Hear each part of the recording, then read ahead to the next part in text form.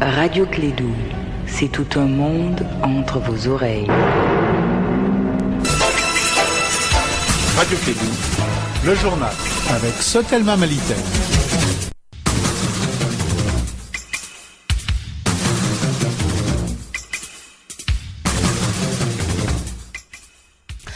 Mesdames et messieurs, bonjour, merci de votre fidélité, bienvenue dans ce 13h les titres. Les résultats définitifs du premier tour de la présidentielle malienne sont attendus ce mercredi 8 août. Le second tour opposera dimanche 12 août le président sortant Ibrahima Boubacar Keïta au chef de file de l'opposition Soumaïla Cissé, mais les résultats sont loin de faire l'unanimité. Plusieurs candidats ont déposé des recours auprès de la Cour constitutionnelle. Ils dénoncent un coup d'État électoral. Le président ivoirien Alassane Ouattara a annoncé hier l'amnistie de près de 800 personnes poursuivies ou condamnées après la crise de 2011 en Côte d'Ivoire, en particulier l'amnistie de Simone Gbagbo, épouse de l'ancien président. Sport football préparatif des éliminatoires de la CAN des moins de 17 ans Tanzanie 2019. L'équipe nationale cadette du Mali a livré hier sa première rencontre amicale contre son homologue du Burkina Faso. Les Aiglonnais se sont donc nettement imposés 3-0 au stade Wobi de Bobo Dioulasso. Bienvenue dans ce 13h.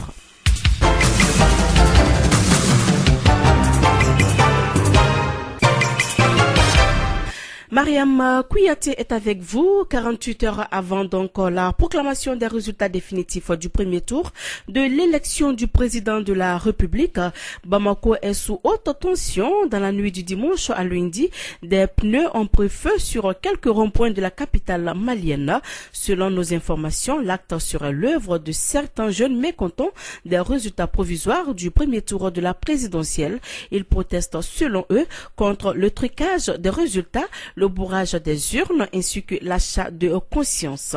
Quelques heures après cet acte, une coalition de 18 candidats a donc rencontré la presse pour rejeter catégoriquement les résultats jugés frauduleux. Il exige la révocation des autorités chargées de l'organisation au Mali. Les précisions avec Mahamadou Kane. Le collectif des 18 candidats dépose sur la table de structures chargées de l'organisation des élections au Mali un certain nombre de doléances portant sur les irrégularités constatées lors du scrutin du 29 juillet. Soumaïla Cissé, chef de file de l'opposition malienne. Nous exigeons le recomptage contradictoire des voix et la publication des résultats bureau de vote par bureau de vote. La publication de la liste exhaustive des localités et des bureaux de vote où le scrutin n'a pas pu se tenir et du nombre d'inscrits concernés. Tant que cette liste n'est pas connue et vérifiée par les missions d'observation, le pouvoir peut en toute impunité produire des résultats dans les bureaux de vote officiellement ouverts, mais dans lesquels les électeurs ne s'y sont pas rendus faute de sécurité. Des doléances qui sont plus que légitimes selon l'ancien ministre Choguel Kokala Maïga, candidat du MPR, le mouvement patriotique pour le renouveau, membre du collectif. Lorsqu'on nous dit qu'on a centralisé les résultats au niveau du cercle, ça veut dire que ça a été centralisé au niveau de la commune. Quand c'est centralisé au niveau de la commune, ça veut dire qu'on a la liste des bureaux de vote à partir desquels on a centralisé. Quand il y a litige, c'est normal qu'on parte à la source pour demander de sortir les bureaux qui ont conduit à la centralisation au niveau de la commune et au niveau du cercle et au niveau de la région. Pour Maître Muntaratal, candidat de Lima, Unis pour le Mali, ces revendications sont des préalables à leur participation ou non à un second tour. Alors on nous dit, et si ces conditions ne sont pas remplies? Mais si ces conditions ne sont pas remplies, nous nous assumerons et nous nous assumerons collectivement. Alors on va plus loin, irez-vous au deuxième tour? Mais si ces conditions ne sont pas réunies, pour nous il n'y a pas de premier tour, il n'y a rien. Pour le collectif des 18 candidats à l'élection présidentielle malienne, le ralliement à un candidat ou à un autre n'est pas pour l'instant d'actualité. Ils exigent par ailleurs la démission du ministre de l'administration territoriale et la révocation de 6 juges de la Cour constitutionnelle. L'opposition prévoit en outre ce mardi un grand meeting. Parlons tout autre chose. Chers d'œufs à Bamako, nous constatons la rareté des œufs sur le marché et aussi une augmentation du prix, soit 100 francs l'unité. Nous avons donc tenté d'approcher les acteurs pour en savoir davantage sur ce problématique. Écoutons donc un reportage signé Astan Diawara.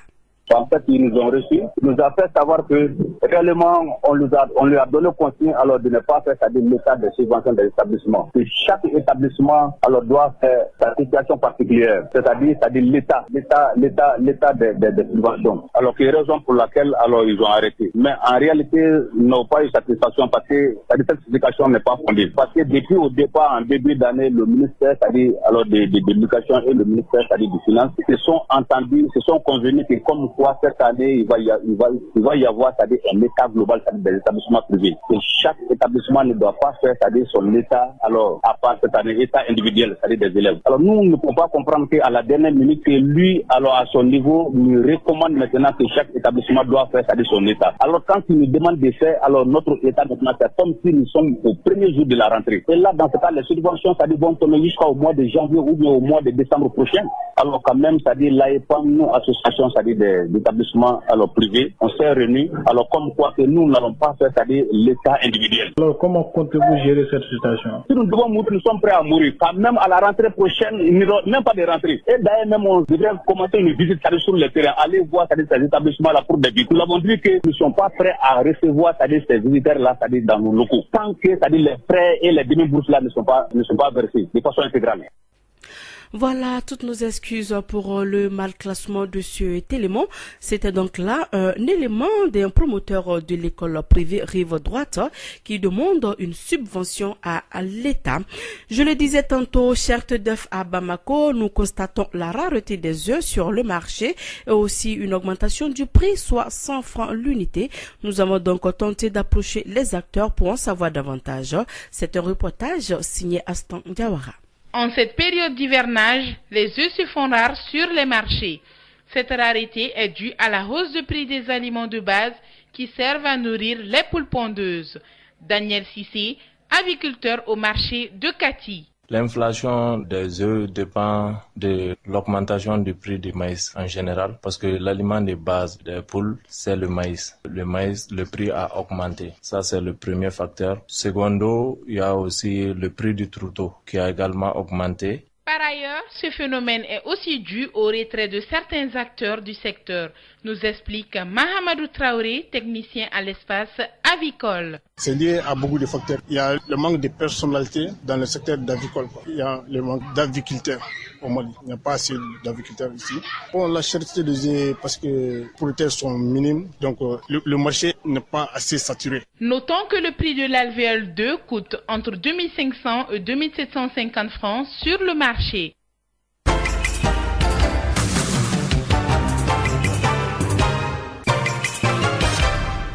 Voilà, je le disais tantôt, le président ivoirien Alassane Ouattara a annoncé hier l'amnistie de près de 800 personnes poursuivies ou condamnées après la crise de 2011 en Côte d'Ivoire, en particulier l'amnistie de Simone Gbagbo, épouse de l'ancien président.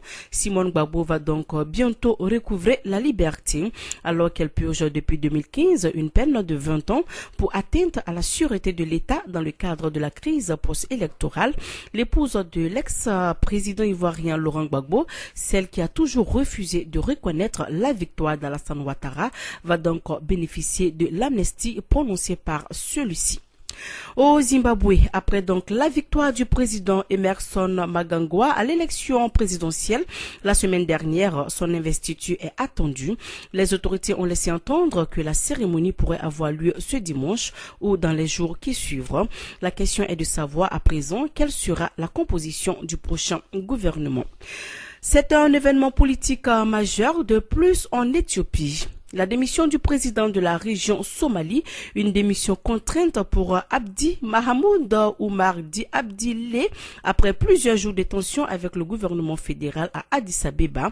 L'armée était même intervenue plusieurs fois dans la capitale de la région, Djidiga, officiellement pour mettre fin aux exactions de la milice locale somalie, un cycle de violence qui a fait plusieurs morts.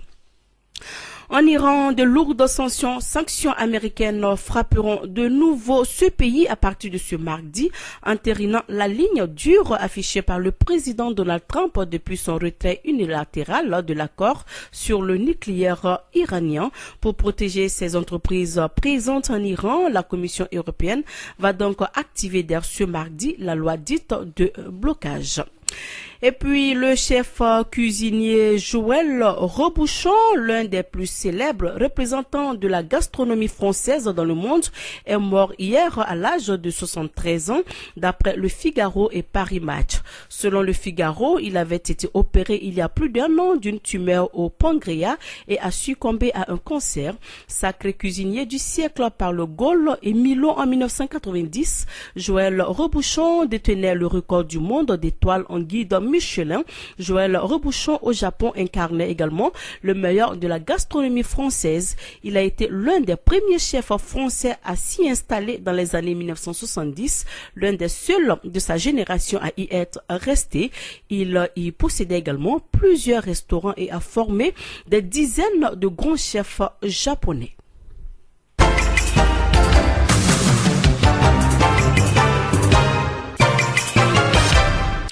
Voilà, parlons donc sport avant de boucler ce 13h. Sport football en déplacement depuis samedi dernier à Bobo Dioulasso. L'équipe nationale cadette du Mali a livré hier sa première rencontre amicale contre son homologue du Burkina Faso. Sans forcer, les Aiglonnais se sont nettement imposés 3-0 au stade Wombi de Bobo Dioulasso. Les buteurs sont Sedou Daba, Kamori Doumbia et Mamadi Diambou. Au pays des hommes intègres, les protégés de l'entraîneur Sekou Sek disputeront une seconde rencontre amicale ce jeudi 9 août contre le Niger.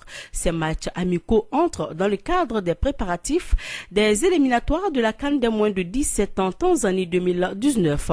À noter que le Mali est logé dans le groupe B du tournoi qualificatif de la zone Ouest A prévu au Sénégal du 9 au 18 septembre prochain. Les Aiglonnais se frotteront respectivement à la Gambie et au Libéria. Voilà, il est 13h14 dans le studio d'Elibaba Sissoko. C'est la fin de ces informations. Merci à vous de l'avoir suivi. Les titres. Les résultats définitifs du premier tour de la présidentielle malienne sont attendus ce mercredi. Le second tour opposera dimanche 12 août le président sortant Ibrahim Boubacar Keïta au chef de file de l'opposition Soumaïla Cissé. Mais les résultats sont loin de faire l'unanimité. Plusieurs candidats ont déposé des recours auprès de la Cour constitutionnelle et dénoncent un coup d'État électoral. Le président ivoirien Alassane Ouattara a annoncé hier l'amnistie de près de 800 personnes poursuivies ou condamnées après la crise de 2011 en Côte d'Ivoire, en particulier l'amnistie de Simone Gbagbo, épouse de l'ancien président. Sport football préparatif des éliminatoires de la CAN des moins de 17 ans Tanzanie 2019. L'équipe nationale cadette du Mali a livré hier sa première rencontre amicale contre son homologue du Burkina Faso. Les Aiglonnais se sont nettement imposés 3-0 au stade Wobi de Bobo Dioulasso. Sur ce, sur FM cette édition, dans un instant, votre chronique électe. Radio Clédou, le journal avec Sotelma Malitaire. Radio Clédou à Caille, 90.8 MHz. Ici, Radio Clédou, c'est tout un monde entre vos oreilles.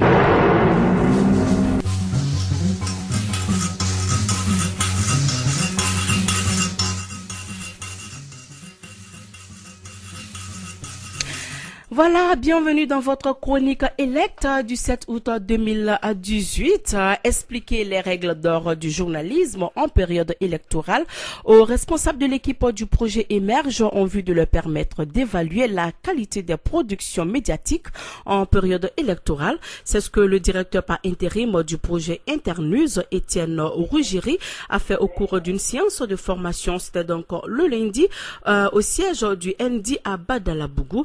Elect a suivi cet exercice. Elle va nous donc faire le compte rendu. Elect est en ligne avec nous. Elect, bonjour. Bonjour Mariam, bonjour à tous et à toutes. Alors Elect, pourquoi une séance de formation sur les règles d'or du journalisme en période électorale? Les responsables des équipes du projet Émerge travaillent avec les médias. C'est donc pour leur offrir des règles qui peuvent leur permettre d'évaluer la production médiatique en période électorale, Mariam. Alors, d'où viennent ces règles, Elect? Ces règles d'or viennent des journalistes du monde entier. Ils ont réfléchi pendant plusieurs années sur la pratique du journalisme au cours des rencontres. Les documents de base de ces règles sont la charte de Munich en Allemagne sur les devoirs des journalistes en 1971, la déclaration de Windhoek en Namibie sur la presse indépendante et pluraliste en Afrique, le code des médias de la Haute Autorité de la Communication, HAC, et la charte électorale des studios Tamani Mariam. Alors, citez-nous quelques règles essentielles du journalisme en période électorale. Le journaliste doit veiller, entre autres, à l'exactitude des informations, c'est-à-dire vérifier l'information auprès de 2 sources différentes avant de la diffuser, la clarté, utiliser une langue claire et précise qui n'est pas sujette à interprétation. Internews a choisi une trentaine de règles pertinentes qui seront soumises aux journalistes au cours d'une formation avec l'URTEL. Les 20 règles les plus pertinentes seront choisies. Je rappelle qu'au cours d'une première formation des rédacteurs en chef, les journalistes ont classé ces règles par priorité, Mariam. Alors, électeur, qu'est-ce que Internews compte faire des règles qui seront retenues? Ces règles seront traduites en images éloquentes et simples, avec des explications dans les langues nationales. Ces images sont destinées à former des animateurs de radio qui ne sont pas bien outillés, Mariam. Alors, merci Electa et à demain. Merci Mariam. Merci bien. Ouais. Voilà, c'est donc là votre chronique Electa du 7 août 2018. Merci à vous de l'avoir suivi. Présentation Mariam Kouyaté, partie technique Boureima Traoré. Bonne suite de programme sur notre antenne. Après moi, votre émission sportive et l'information continue jusqu'à 16h avec Oumou Dambili. Au revoir. Ici Radio Clédou.